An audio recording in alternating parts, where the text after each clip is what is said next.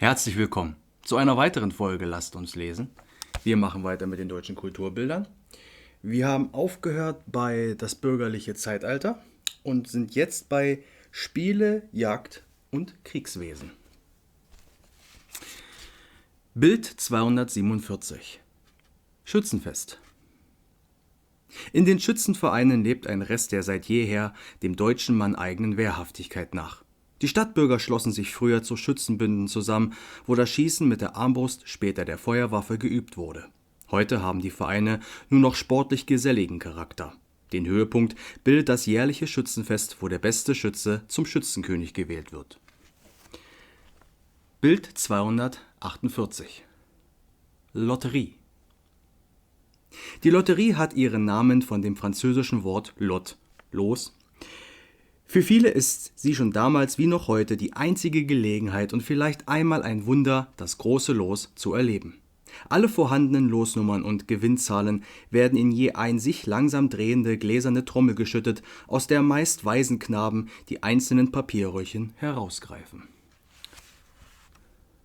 Bild 249. Postschiff. Das Aufkommen des Dampferverkehrs brachte eine Umwälzung der Schifffahrt. Um Kohlen- und Frachtkosten zu sparen, mussten die Fahrtrouten abgekürzt werden. Eine Durchstechung der Landenge von Suez und Panama war die Folge. Die ersten Dampfer führten noch Segel, da man der Dampfkraft noch nicht vertraute. Heute hat sie den großen Seglern von den Bären verdrängt. Bild 250. Barrikadenkampf. Die Barrikade, das heißt die durch Steine, umgestürzte Wagen und so weiter verrammelte Straße, hat oft den revolutionär erregten Massen als Verschanzung gegen die feindliche Staatsmacht gedient. Die Deutsche Revolution 1848 kämpfte ursprünglich einen guten Kampf gegen Reaktion für Einigung der deutschen Stämme, aber sie scheiterte an ihrer falschen liberalistischen Idee. Bild 251. Sonntagsjäger. Das edle Weidwerk wurde im Laufe des 19. Jahrhunderts oft von Unberufenen als Sonntagsvergnügen betrieben.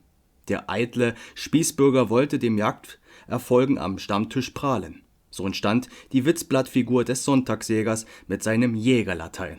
Ein Glück, dass manches flinke Wild diesen Schützen entging. Heute ist Gottlob wieder das Wild und nicht der Jäger die Hauptsache. Bild 252. Stadtsoldaten am Tor. Bis zur Gründung des Deutschen Zollvereins 1834 erforderten die vielen Landesgrenzen in Deutschland beim Überschreiten jedes Mal eine Zollabgabe. Auch an jedem Stadttor war Kontrolle. Die Ausweispapiere der Reisenden, Herkunft, Zweck der Reise wurden von der vor dem Tor stationierten Stadtsoldaten genau geprüft, ehe die Einfahrt in die Stadt freigegeben wurde. Das war das bürgerliche Zeitalter. Jetzt kommen wir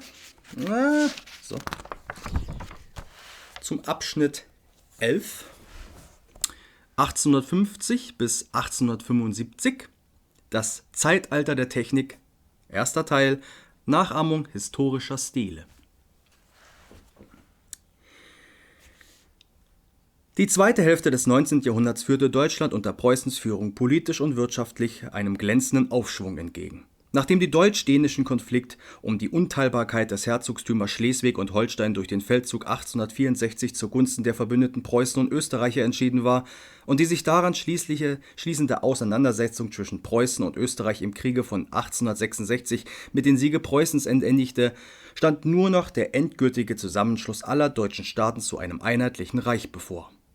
Dennoch in diesen Kriegen waren wieder einmal Eifersucht, Uneinigkeit und Sonderinteressen bei einzelnen deutschen Ländern zum Ausbruch gekommen und Deutsche hatten gegen Deutsche gekämpft. Der Anlass zur endlichen Einigung gab die herausfordernde Haltung Frankreichs, das zum Kriege gegen Preußen drängte. Der Mobilmachung der norddeutschen Armee, die Truppen aller der nach Auflösung des Deutschen Bundes im Norddeutschen Bund zusammengeschlossenen norddeutschen Staaten unter preußischer Führung vereinigte, schlossen sich die süddeutschen Fürsten an, und zum ersten Mal stand eine einige gesamtdeutsche Wehrmacht einer feindlichen Nation gegenüber. Das hierdurch überlegene deutsche Heer schlug das französische in der entscheidenden Schlacht von Sedan, der die Belagerung und Übergabe der französischen Hauptstadt folgten. Das Ergebnis des Krieges von 1870 und 71 bedeutete für Frankreich und die norddeutschen Länder große innenpolitische Umwälzungen. Frankreich wurde nach der Abdankung Kaiser Napoleons III. Wiederum zur Republik erklärt und die deutschen Mächte schlossen sich unter Führung des Versailles am 18. Januar 1871 zum deutschen Kaiser proklamierten Preußenkönigs Wilhelm I. zum Deutschen Kaiserreich zusammen. Aus einem Staatenbund war ein Bundesstaat mit einem obersten Kriegsherrn an der Spitze und einer das ganze Reich umfassenden Volksvertretung, dem Reichstag, geworden, der von dem ersten Kanzler des Deutschen Reiches, Otto von Bismarck, geleitet wurde. Manchen Widerständen bei Parteien und Partikularisten zum Trotz hat der eiserne Kanzler das Steuer des Reiches noch durch 2 Jahrzehnte überlegen, sicher geführt. Die kulturelle Entwicklung hielt mit der politischen nur auf einem Gebiet Schritt: in der Technik. Die Herrschaft der Maschine setzte sich immer weiter durch und verdrängte vielfach die zwar langsame, aber solide Handarbeit. Fabriken wurden gegründet, in denen Scharen von Arbeiter gegen meist geringen Lohn mechanische Handgriffe verrichteten. Ein neuer 4. Stand wuchs empor, das Proletariat, das keinen eigenen Besitz hatte und nur von seiner Lohnarbeit von der Hand in den Mund lebte. Die Industrie konzentrierte sich von der Hauptsache auf die Gegenden, in denen ihr reiches Rohmaterial an Kohle und Erzen zur Verfügung stand. Hier wurde im Rheinland und Westfalen, in Oberschlesien, an der Saar und im sächsischen Industriegebiet aus Dörfern und kleinen Ansiedlungen in kurzer Zeit Städte mit beachtlicher Einwohnerzahl und von großer wirtschaftlicher Bedeutung. Der zunehmende Industrialisierung entsprach ein ständiger wachsender Verkehr. Ein dauernd größer werdender Netz von Eisenbahnen, ferner Dampfer auf den Wasserläufen sorgte für schnelle Personen- und Güterverkehr. So weitete sich auch das Weltbild des Einzelnen. Leider aber hatte Literatur und Dichtkunst mit Ausnahme des norddeutschen Dichters und Dramatikers Friedrich Hebel und des Österreicher Grillparzer den Erfolgen der Technik keinen entsprechenden Leistungen an der Seite zu stellen. Einzig Musik und Oper führte das Genie Richard Wagners in seinem umfassenden musikdramatischen Werk zur neuer glanzvollen Entwicklung empor.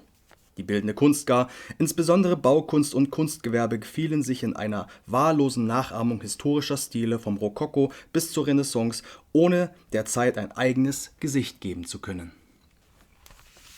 Das möchte ich noch am Ende nochmal unterschreiben, beziehungsweise hervorheben. 1850 bis 1875. Hier hat man jetzt begonnen, keinen eigenen Stil zu entwickeln, sondern hier hat man begonnen, einfach nur nachzuahmen. Ja, das möchte ich nochmal unterstreichen. Behaltet das im Kopf. Gut.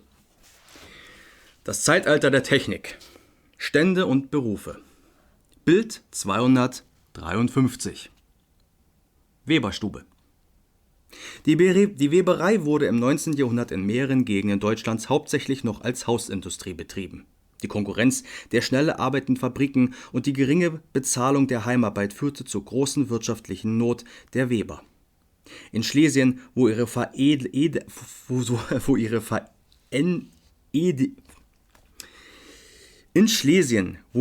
Verelendung besonders groß war, kam es um die Mitte des 19. Jahrhunderts zu erbitterten Aufständen der Weber. Bild 254. Droschkenkutscher. Die Droschken, im Österreich Fiaker, sind heute vom Automobil fast völlig verdrängt. Bis vor einem Menschenalter waren sie das im Verkehr vorherrschende Mietfuhrwerk, unterschieden in Droschken der ersten und zweiten Güte. Die erste Güte glich in seinen Privatwagen wie Chase und Landauer. Seit 1893 verbreitete sich die Droschke mit Taxameteruhr, die eine genaue Preistaxe ermöglicht. Bild 255. Gerber und Färber.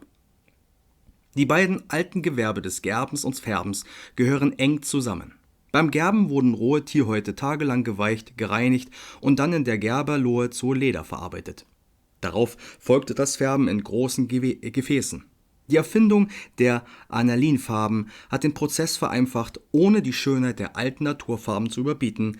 Erste deutsche Teerfarbenfabrik 1863. Verzeihung, ich habe jetzt gerade gesprochen und gleichzeitig aufgestoßen. Bild 256. Wanderzirkus. Die Hauptsehenswürdigkeit des Wanderzirkus bildete meist die Seiltänzertruppe. Diese, häufig eine Familie, hat den schwersten und oft auch gefährlichsten Teil des Programmes zu erledigen. Sobald der Zirkus sein Zelt im Dorf oder Stadt aufgeschlagen hat, wird das Seil gespannt und die Arbeit beginnt, damit die Glieder gelenkig bleiben und der Körper seine Sicherheit nicht verliert. Bild 257.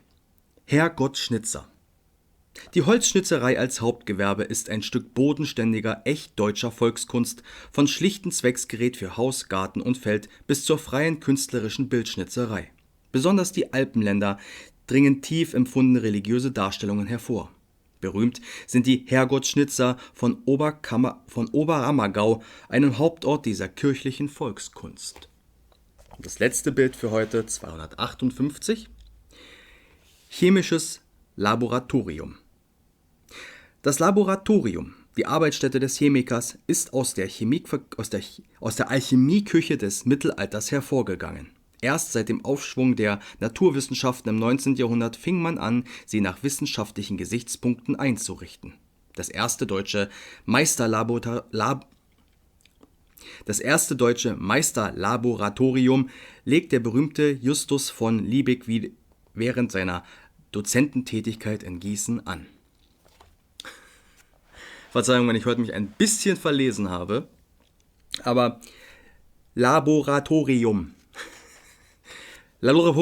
Naja, gut.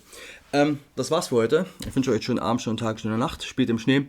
Und dann sieht man uns wieder bei der nächsten Folge. Bye.